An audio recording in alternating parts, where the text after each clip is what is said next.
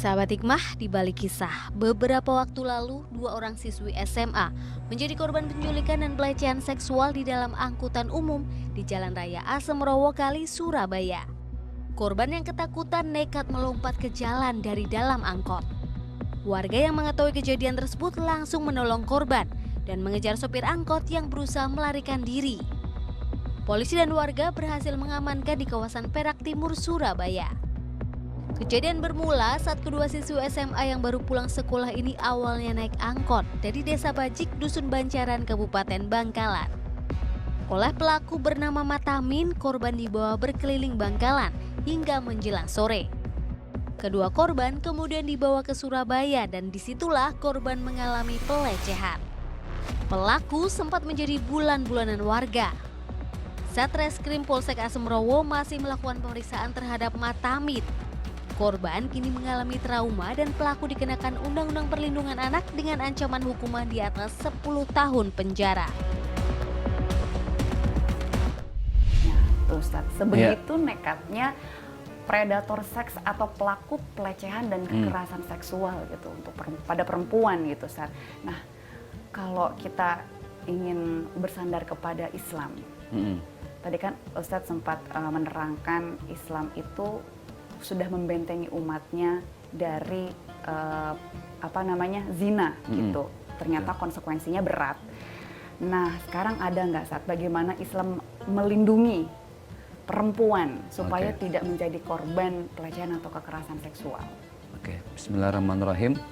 Dalam satu konsep, walaupun masih ada perbedaan pendapat, perkara hijab ya, busana muslimah, kita ambil yang paling banyak dipakai oleh para ulama bahwa hukum menggunakan hijab itu wajib. Karena sebagian ada yang tidak mewajibkan. Bahkan di Indonesia pun ada ulama yang berpendapat seperti itu. Kita ambil yang ini supaya lebih maslahat. Kenapa ini diwajibkan kepada seorang muslimah? Karena memang tidak selamanya orang ketika ingin berbuat jahat awalnya nggak ada niat. Tapi karena ada kesempatan, akhirnya niat itu muncul. Nah, berhijab, menggunakan baju syar'i itu bagian dari berusaha untuk mengantisipasi syahwat laki-laki yang ada di sekitar kita. Namanya laki-laki itu kan, Masya Allah ya, apalagi di Indonesia ini kan kita tidak berbatas. Kalau di negara lain kan kayak di Saudi Arabia dulu masih dipisah, perempuan nggak boleh nyetir, terus bioskop juga dipisah-pisah. Di kita kan berbaur jadi satu. Jadi kemungkinan untuk kejahatan seksualnya lebih banyak. Berarti si perempuan ini harus membentengi. Nah, maka Islam membentenginya itu dengan konsep hijab, jilbab. Dan ini pernah kita bahas, walaupun hijab akhirnya orang menerjemahkannya beda-beda. Ada yang ininya rapet, tapi bawahnya ngablak kemana-mana gitu kan. Iya, benar-benar. Ada yang ininya rapet, tapi lekak-lekuk tubuhnya juga masih kelihatan gitu.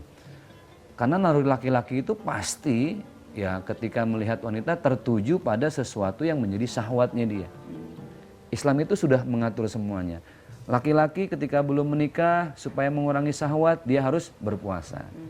Perempuan jangan sampai memberikan kesempatan supaya orang ada niat berbuat jahat, maka berhijablah, ditutuplah auratnya. Gitu. Bukan bermaksud nyalahin perempuannya, tapi dengan perempuan menghijabkan dirinya itu berarti setidaknya dia meminimalkan resiko itu. Betul. Ya, Ustaz ya.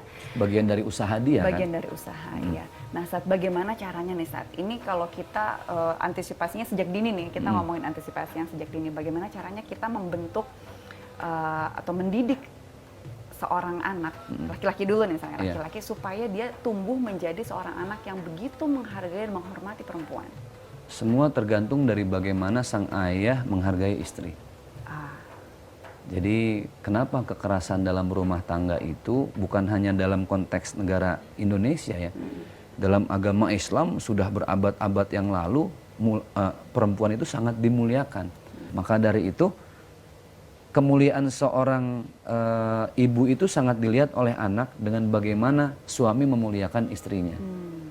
Misalnya, kenapa kita harus romantis depan anak? Supaya suatu saat anak itu juga dia tahu, dia merekam bahwa memuliakan seorang wanita itu ya layaknya ayah saya memuliakan ibu saya. Kalau bukan dari kita yang menjadi suri tauladan, misal marah-marah, maki-maki, ya jangan salahin anak kalau besarnya pun dia punya mental yang sama. Makanya saya kalau melihat ada anak yang bandel apa segala macam, kita nggak bisa sepenuhnya nyalain anak itu, karena dia dibentuk dari lingkungannya.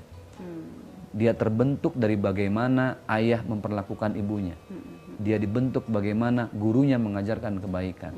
Kan kita ini hasil bentuk dari apa yang kita cerna dan kita rekam di sekitar lingkungan kita. Terutama dari orang tua ya, Seth, Dari ya? orang tua. Kalau misalnya untuk untuk perempuan, Seth, bagaimana caranya kita mendidik seorang anak perempuan supaya kemudian dia bisa melindungi dirinya sendiri dari hal-hal yang seperti itu?